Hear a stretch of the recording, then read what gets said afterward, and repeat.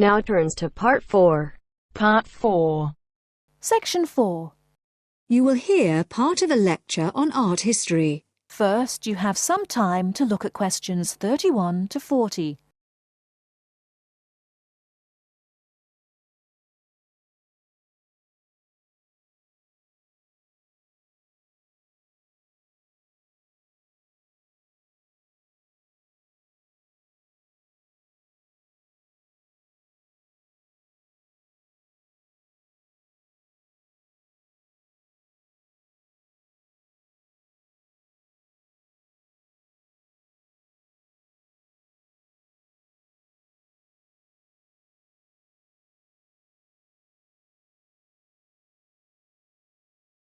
Now, listen carefully and answer questions 31 to 40. In the last lectures, we looked at the art of the ancient Egyptians, and then considered the art of other ancient Mediterranean civilizations, in particular Greece and Rome. We're now going to return to Egypt to consider a set of very unusual pictures known as the Fayum portraits. The Fayum is a lush green area about 100 kilometers west of Cairo. Following the conquest of Egypt by the Greek warrior Alexander the Great in 332 BC, large numbers of businessmen and officials who had come over from Greece settled in this fertile region with their families. They gradually adopted some features of Egyptian culture, including the practice of mummification, embalming the bodies of their dead and wrapping them in linen bandages in order to preserve them as mummies. The name actually comes from an Arabic word meaning an embalmed body. These newcomers made one distinctive innovation, though.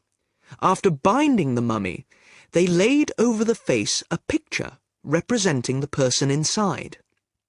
The portraits look like oil on canvas, but they were actually produced using a technique called encaustic, where the artist applies pigmented wax to a wooden board with a small spatula.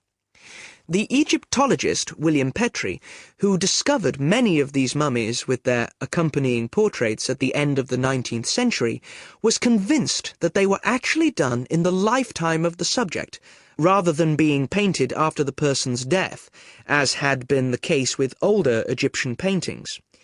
He felt they were very different from the traditional stylized images that had been used on Egyptian mummy casings in previous centuries, and was convinced that they were actually portraits giving a realistic depiction of the person.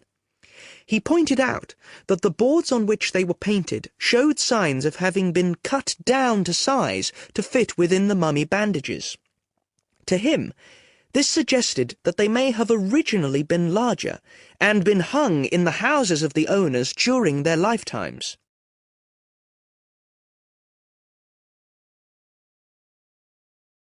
But more than a century after they came to light, nobody knew how far they were really depictions of real people, as against idealized portraits. Then a team from Manchester University decided to find out, by recreating the faces of Fayum mummies in clay, and then comparing the reconstructions with the portraits. The team was provided with skulls from 2 Fayum mummies from the British Museum, and given the information, based on X-rays and other evidence, that one of the mummies was of a 50-year-old man, and the other was a woman in her early 20s. Armed only with this information, they set to work. First, they created copies of the skulls. Then they used clay to build up the facial muscles in order to reconstruct what the person looked like. After weeks of painstaking labour, 2 faces emerged. Only then were the 2 portraits revealed so that the match between the reconstructions and the portraits could be examined. In the case of the man, both model and portrait showed a broad, flat face with a slightly hooked nose and a fleshy mouth with broad lips, but the man in the portrait was noticeable for his 5 o'clock shadow, the beard beginning to grow around his chin and on his cheeks. This would have been quite a recognizable feature of the man in real life, and an easy thing for the painter to copy. However, it wasn't something that the makers of the model could know about. In the reconstruction, the right eye was slightly higher than the left, and this was the same on the portrait. But on the portrait, the eyes were very large, which is standard with many of the Fayum portraits, while in the model they were longer and narrower. The portrait of the woman appeared to be even more of a standard type, with her large eyes, straight nose, and small mouth. These pretty feminine features suggested this could be an idealized woman's face, and yet it proved to match the reconstruction surprisingly closely. The proportions of the lower face corresponded, and so did those of the forehead, though in the portrait the eyes were closer together and larger than in the reconstruction. And in both cases, the head was set on a solid neck, suggesting a more powerful physique than you might have expected from these delicate features. So, overall, the similarities between the portraits and the models are too close to be accidental. The artists may have started from a standard picture, but attempts were made to modify this to reflect the characteristics of the subject, what gave the face its personal qualities.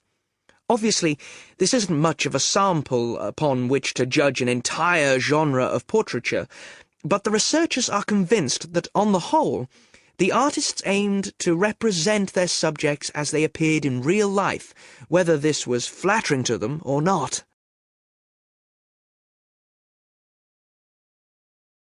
That is the end of part 4.